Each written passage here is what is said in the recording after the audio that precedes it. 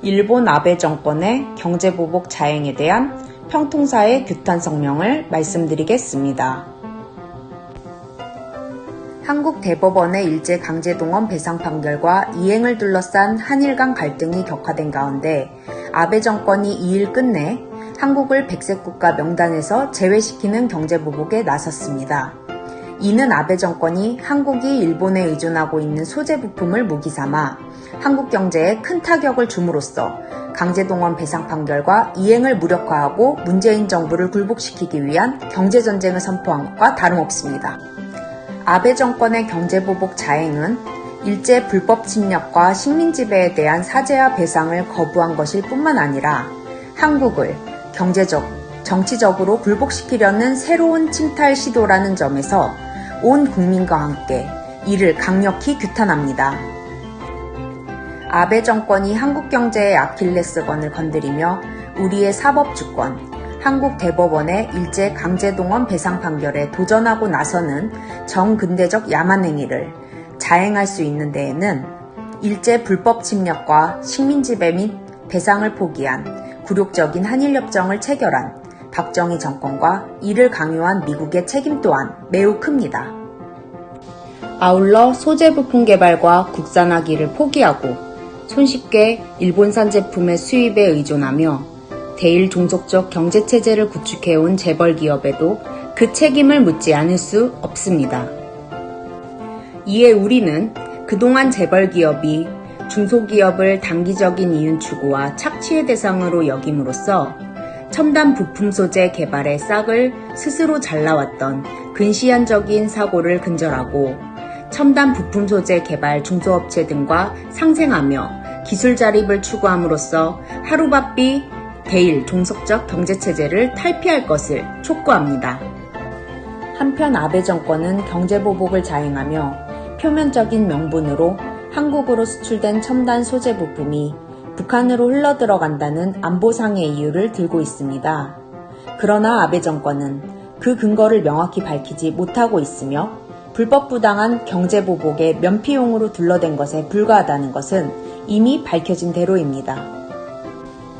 그렇지만 이 지점에서 우리가 분명히 확인할 수 있는 것은 일본의 경제보복에는 남북 간 첨예한 군사적 대결을 조장하며 그 속에서 자국의 안보 이익을 꾀하려는 아베 정권의 교활한 속셈이 들어있다는 사실입니다.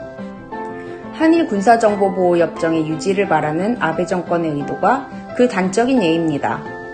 바로 한일 군사정보보호협정은 일본이 한국에 제공하는 첨단 부품 소재뿐만 아니라 탄도미사일 등 일본이 제공하는 구두, 영상, 전자, 문서, 기술, 장비 등의 북한으로의 유출을 규제할 수 있는 조항을 담고 있습니다.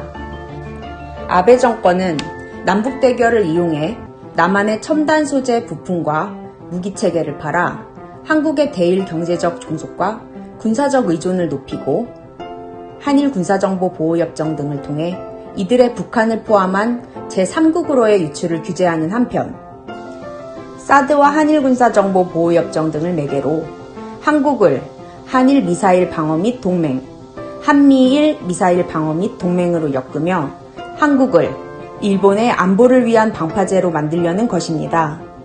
한일 군사정보보호협정은 결국 대일 경제적 종속과 군사적 의존을 연결시켜주는 고리인 셈입니다.